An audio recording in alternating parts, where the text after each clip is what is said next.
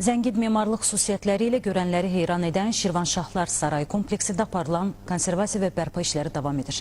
Qədim tikiliyə daxil olan ailə türbəsində işlər artıq yekunlaşıb. Şirvanşahların ailə türbəsi saray kompleksinin aşağı həyətində yerləşir.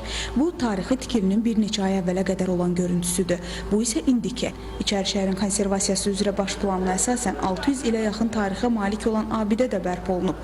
İşlər dünya şöhrətli Avstriyalı mütəxəssis Erik Pumer'in rəhbərlik etdiyi peşəkarlar tərəfindən həyata keçirilib. İlk növbədə tikilinin suyun sızmasını qarşısını almaq üçün tədbirlər görüldü, hidroizolyasiya aparıldı damda, həmçinin türbənin günbəzi də bərpa olundu, müəyyən bərpa işləri aparıldı və növbəti mərhələdə artıq portalda müvafiq yazıların bərpa olunması, müvafiq memarlıq elementlərinin bərpa olunması və konservasiyası aparıldı.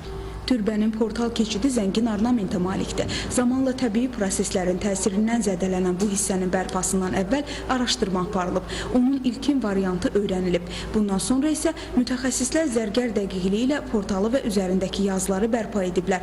Burada Quranın 12-ci surəsinin 92-ci ayəsi oyma üsulu ilə yerləşdirilib. Bütün bu oyna usuluyla yazılmış yazı bərpa olundu. Bu addım burada qeyd olunmaq olar.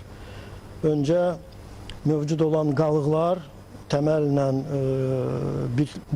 birləşdirildi və sonra addım bu yazı rekonstruksiya olunub və hal-hazırda bu oyma yazı bu şəkildə təqdim olunur. Qədim şəhərdəki digər abidələr kimi Şirvanşahların ailə türbəsi də sirlərlə doludur.